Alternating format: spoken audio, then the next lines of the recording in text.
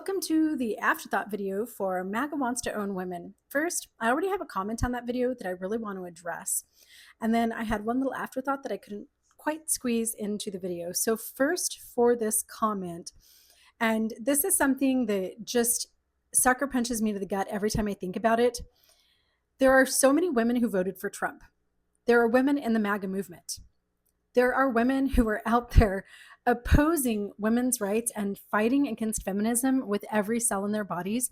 And I think that I understand this more than most people do, because while I am a feminist now and I'm an internationally recognized women's rights activist, and I work full time to change everything out there for women, this is what I do in various different formats. I was once a Mormon trad wife. I voted for Donald Trump. I've lived two very separate lives, thus the life take two, and I understand both perspectives intimately. I also have the luxury of being a social media influencer and an online journalist, where I hear a lot of feedback from people. So in addition to my own experience and the women around me that I saw within Mormonism and in my neighborhoods and my family, I have heard from thousands and thousands and thousands and thousands and thousands of women out there exactly what they're thinking. And if I can boil it down to you, why a woman would oppose women's rights, I feel like there's two reasons. First of all is tradition. Good old-fashioned fiddler on the roof tradition. I had been indoctrinated throughout my whole entire childhood into the teachings of the Mormon Church. I believed that I had had a past life. I believed that in that past life, I had already been created as a female, and that's why I was woman here on earth. I believed that Heavenly Father had commanded me to be a stay-at-home mom, that I had to get married in order to go to heaven. I couldn't die single and go to the celestial kingdom.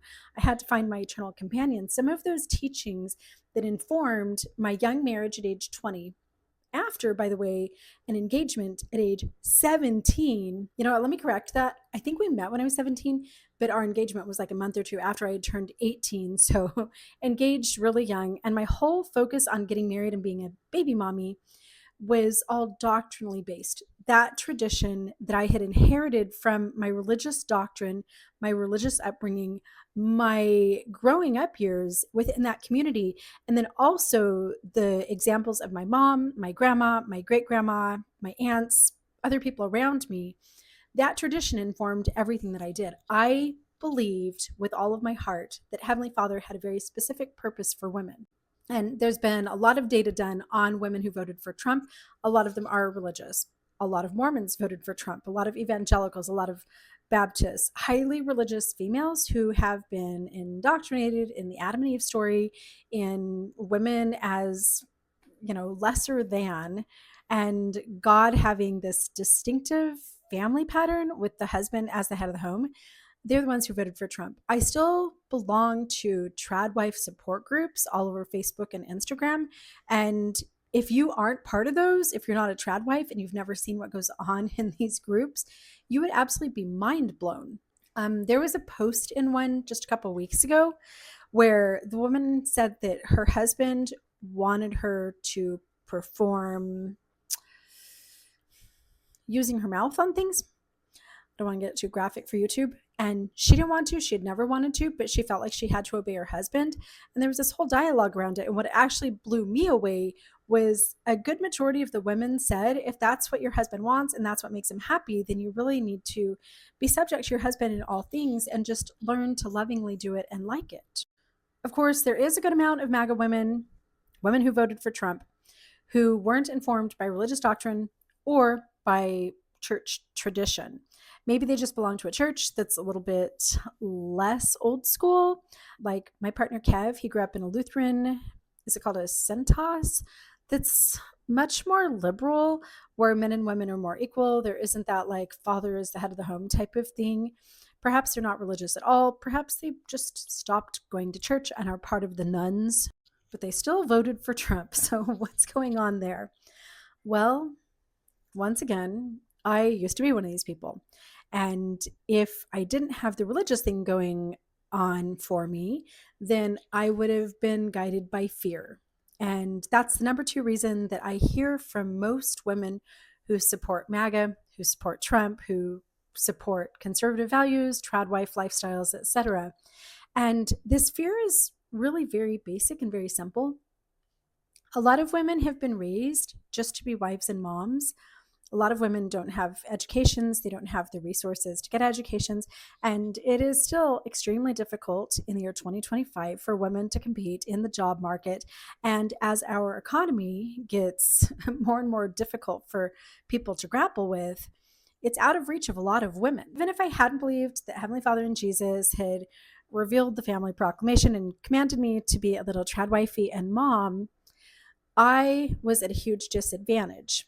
All of the boys around me were raised with lots of leadership opportunities and with many skills that they needed to transition into adulthood and automatically start generating revenue. They were pushed towards careers with things like Boy Scouts and sports and student leadership and just in general, the expectation that you had to have a job later in life. I was raised without any of those leadership opportunities. I was painting my nails, I was learning to play the piano and make sourdough bread and take care of babies. My life was a trad wife immersion program, and that put me at a huge disadvantage because I didn't know how to generate revenue. One of the reasons why I got engaged so young and got married so young. Yeah, there was the Mormon doctrine that I had to get married so that I could go to heaven, but there was also this huge push. Okay, now I'm an adult and I had waitressed a little bit, but I didn't have any job skills. I didn't have any education in anything real, and I couldn't provide for myself. I could not financially survive on my own. My only option was move back home with my mom and dad or get married. That was my whole entire life. So I had this deep fear that if I don't get married, then I'm never going to live on my own. I'm going to live with my mom and dad for the rest of my life. And that probably would have been my reality if someone hadn't shown me a different path. I have single adult daughters, and it is hard. In addition to the economic fears, there's also just a lot of fear of being alone. We don't have our extended family. We don't have tribes. We don't have communities around us the way that we did generations ago.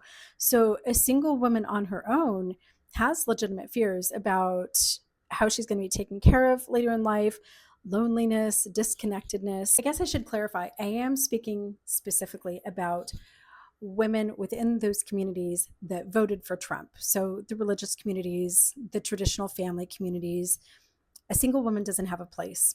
As a Mormon, if I had been single and not had a husband and not had children, I would have really struggled to find my place in my own family, in my community, in the church. When I got divorced, nobody knew what to do with me.